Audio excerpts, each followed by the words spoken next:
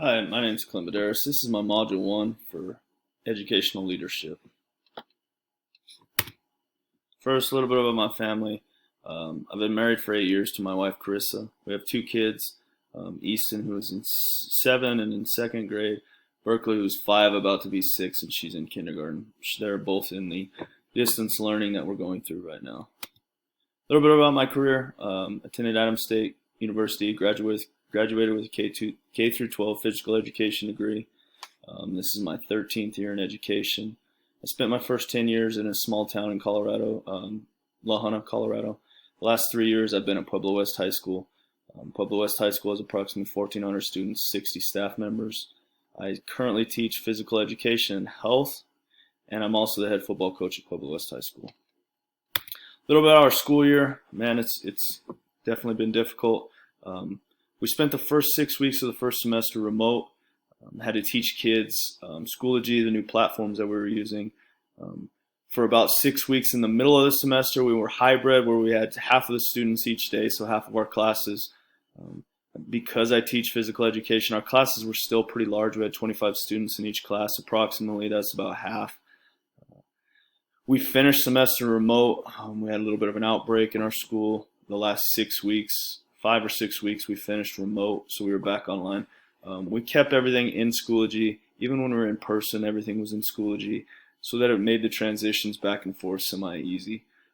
At the beginning of the year, students had the choice. Did they want to be remote or did they want to go in person when we did? We had about 400 students choose to stay remote. Second semester, same thing. We're starting the first 2 weeks remote. Hopefully we'll be back in the middle of January, at least hybrid.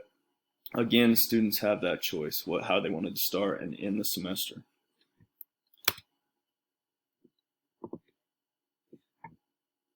Starting with mindsets, these 3 mindsets I believe are huge for any educator, not only educational leadership, but all educators. I believe that all students can learn. Every student has a different learning style. We have to make connections with those students. Learning styles may be hands-on, they may be through PowerPoints, whatever their learning styles is, and we have to make those connections and build those relationships with those students. I think when students feel comfortable, when I talk about building relationships, they're easier to communicate with. You can have communication with those students and understand where they're coming from and why they make those connections. Teacher collaboration over isolation. This is huge, especially in our school. I have a great team of physical education teachers. We have PLCs every Tuesday. We meet, we discuss things, talk about new ways to do things, new ideas. We do walkthroughs throughout the school, which I think is huge. This allows us to take chances in the classroom. We don't feel like if we fail, we're in trouble. Our administration does a good job of allowing us the chance to go look at other classrooms. And this all promotes improvement in student learning. Happiness and optimism. You have to enjoy your job. You have to enjoy what you're doing. I think I have the greatest job on the earth. I feel like students can tell whether you're happy, whether you're enjoy being and doing what you're doing. I feel like those are some important things for student learning. Continuing on.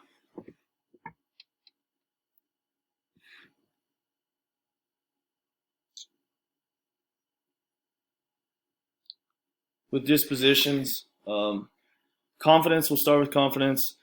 Make decisions on what is best for student learning. All of our decisions should be made on how we can improve student learning and allow them their best outcome.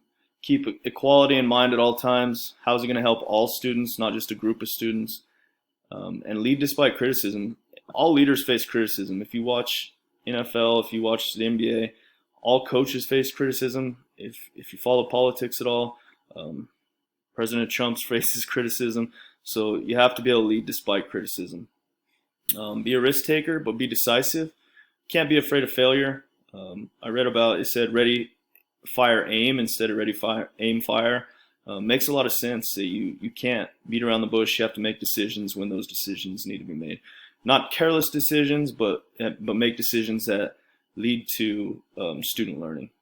You have to have a sense of humor.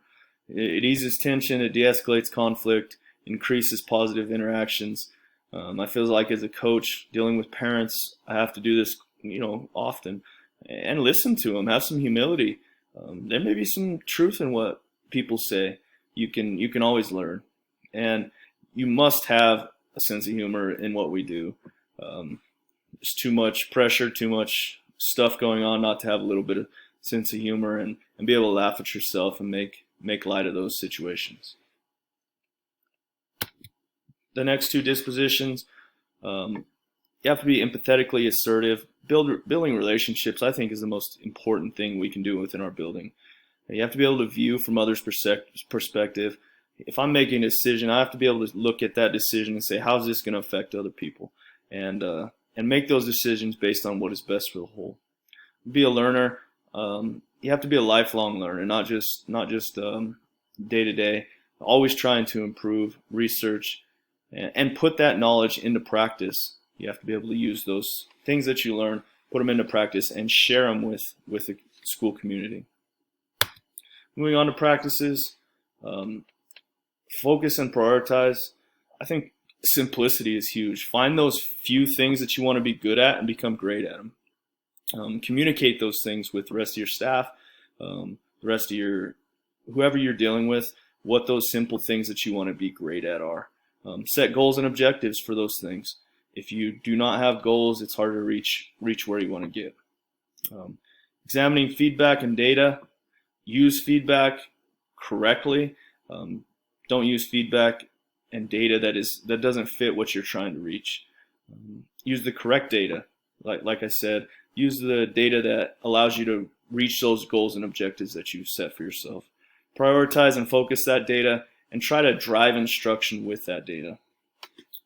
Emotional intelligence, treat others respectfully, be reflective, and build relationships. My big thing is build relationships. I think that others will follow when you build relationships. Not necessarily a school relationship, but find out about their family, what they like to do, things like that, and it'll build those relationships. And be reflective. Look back at the ways you can improve. Looking at the 8 principles, we're going to look at personal courage. Stand up for the students and the staff. Don't always do what's best for you. If you don't agree with something, you have to be willing to stand up for those people. They're the important ones. They're the stakeholders in the school, and they're what we're trying to improve. Public interest ahead of our self-interest. Put others' needs first. Allow others to grow and develop based on you putting them first. Have self-control, self-discipline, and integrity. Be a positive role model. You have to deliver and role model those things that you want your community to develop. Build relationships on mutual respect. We can't be an authority figure all the time. We have to build relationships, especially with staff members. Task and employee centeredness. Balance the needs of the staff and students. We have to keep what's best for those people in mind at all times, and you can't ask them to do things that we wouldn't do ourselves. Continuing with the 8 principles, recognizing talent. We need to use the strengths of the staff. If somebody's good at something, if somebody's has a special skill, let's promote them. Let's allow them to share that skill with the rest of the staff, or with the school, or with the community, whatever we need to do, and use those strengths of each individual. Have high ethics for everyone. We have to demonstrate and demand those ethics. It starts with me at the top, and they must be demanded not only from our staff, but from our students, those things that we hold to a high value. Sensitivity and understanding. We have to be sensitive to others' beliefs and opinions. Even if we think it's stupid, if we don't agree with it, you have to be sensitive to them, and this is something that I definitely need to improve upon. Inclusiveness. Include all stakeholders in all decisions. We may make the decision and they may not agree with it, but let's at least get some feedback and some input from the stakeholders prior to making decisions. Continuing on, critiquing myself a little bit. Some of the things that I think I need to improve on, things that I have strengths. I feel like my coaching background gives me a huge advantage. I've had to build relationships and communicate with students and parents.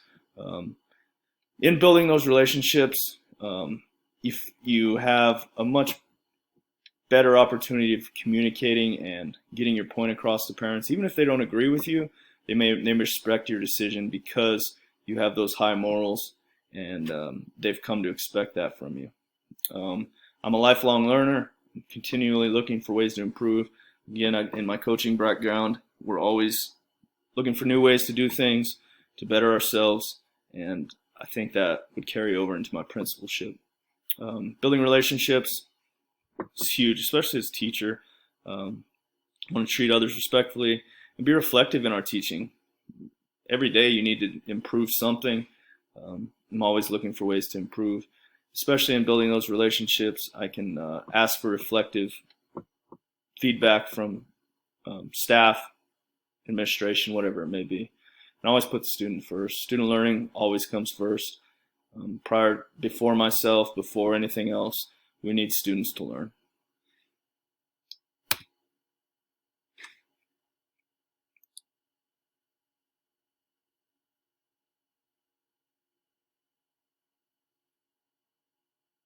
Some of the changes that I personally feel like I need to make. Sometimes I feel like I'm afraid to fail. It probably comes from the coaching background as well. Not that I'm afraid to make changes, but I need to take chances in my teaching strategies. Some of the other classes that I've had have brought that to light. But that's one thing that I need to make an improvement upon. I need to do a better job of examining feedback and data. I use data to drive instruction, but I need to use more specific data, use feedback, use correct data, and prioritize and focus my instruction because of the data. Emotional intelligence, treat others respectfully, reflective in relationships. I don't always understand where people are coming from. A little bit single-minded, simple-minded. I don't always understand where people, their culture and stuff like that. I need to have a better understanding of their wants and needs and why they are the way they are so that I can have a better relationship with those people. How does all this support the educational success and well-being of each student and adult? Personally, I want to help improve each student's life. That hour that they're with me, I want them to enjoy it and feel like they're a better person when they leave my classroom. I want to build relationships. I want to get to know individuals. I want to, if it's students, I want to understand where they come from, what their parents do, things like that. Just so you have something in common outside. Some kids enjoy hunting, and I always try to talk to them about that, or sports, or whatever it may be. Those things that we have in common, and be a positive impact. Be the person they can come talk to a little bit if they need to. Be the person that's a rock in their life if that's what they need at that time. Here is my standard correlation, my relevance, and reflection. I feel like this assignment really helped me understand the places that I need to improve in order to be a successful school leader. And last is my references. I look forward to getting to know everybody. Thanks for your time.